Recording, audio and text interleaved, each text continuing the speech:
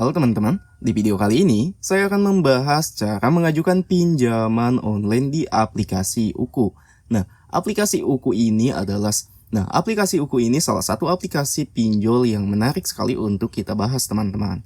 Oke, kita lanjut lagi. Salah satu yang menarik dari aplikasi ini adalah limit pinjaman yang mereka tawarkan itu lumayan besar teman-teman, yaitu hingga 30 juta rupiah.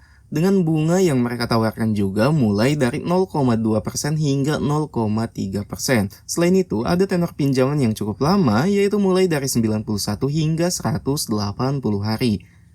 Apakah semuanya benar? Nanti kita akan coba ajukan sama-sama teman-teman. Oke, lanjut. Untuk mengajukan pinjaman di aplikasi ini, caranya cukup mudah. Kalian hanya perlu login menggunakan nomor handphone yang aktif. Kenapa harus aktif? Karena nantinya saat login kalian akan diminta kode OTP teman-teman. Selanjutnya, kalau misalkan posisi sudah login seperti ini, langsung aja kita pilih opsi ajukan pinjaman. Nah, ini dia teman-teman.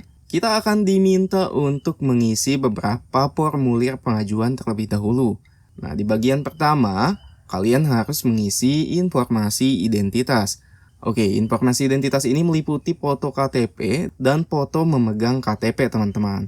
Nantinya kalau misalkan KTP sudah terupload, kalian juga harus mengisi nama lengkap, nomor KTP, dan alamat email. Setelah bagian identitas berhasil terisi, pada bagian berikutnya kita harus melengkapi data lengkap. Nah, data lengkap ini meliputi limit kartu kredit per bulan jika ada, kemudian metode investasi utama, status perkawinan, tanggungan anak, pendidikan terakhir, agama, lalu apakah Anda memiliki tanggungan atau pinjaman lainnya, baik itu di pinjol ataupun lembaga keuangan lain. Selanjutnya tujuan pinjaman. Nah, tujuan pinjaman ini bisa kalian sesuaikan aja dengan kebutuhan teman-teman. Selain itu, kita harus mengisi akun WA, nama ibu kandung, dan kondar yang harus kita cantumkan. Untuk kondarnya sendiri, di sini ada 3 kondar teman-teman. Lanjut lagi, di bagian ketiga ada informasi pekerjaan yang harus kita lengkapi. Nah, informasi pekerjaan ini dimulai dari status pekerjaan. Apakah kalian seorang pekerja, pengusaha, belum bekerja, pelajar, pegawai pemerintah, TNI, atau freelance?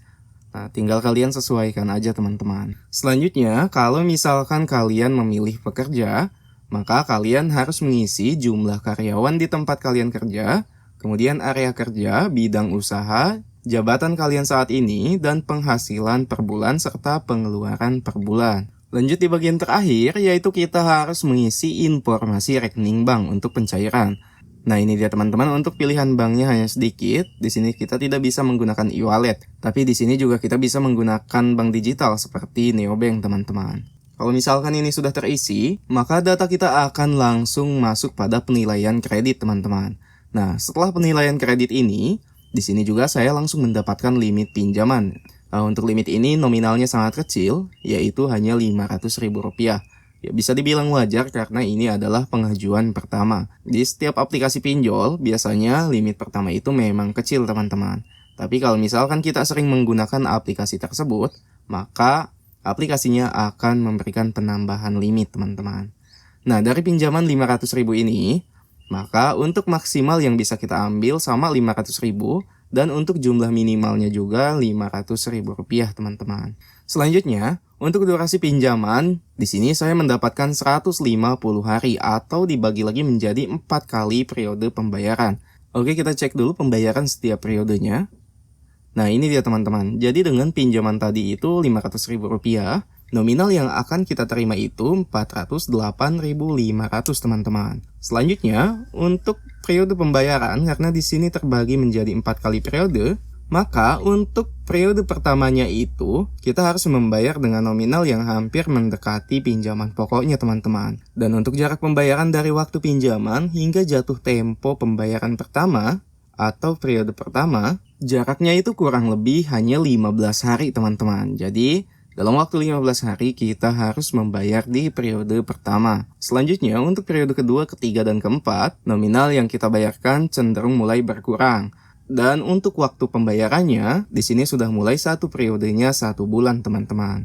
Karena di periode kedua kita harus membayar bulan 6 tanggal 4, kemudian periode berikutnya tanggal 6 lagi bulan 5, dan di periode yang terakhir tanggal 4 bulan 8. Nah teman-teman, kalau misalkan kalian tertarik dengan aplikasi pinjaman ini, dan setelah kalian melihat rincian dari pinjamannya, maka kalian bisa langsung aja pilih mengambil uang.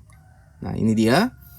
Setelah itu, kita harus melakukan verifikasi wajah terlebih dahulu teman-teman. Selanjutnya, data kita akan langsung ditinjau kembali teman-teman. Kalau misalkan ini lolos peninjauan, maka dana pinjamannya akan langsung masuk ke rekening.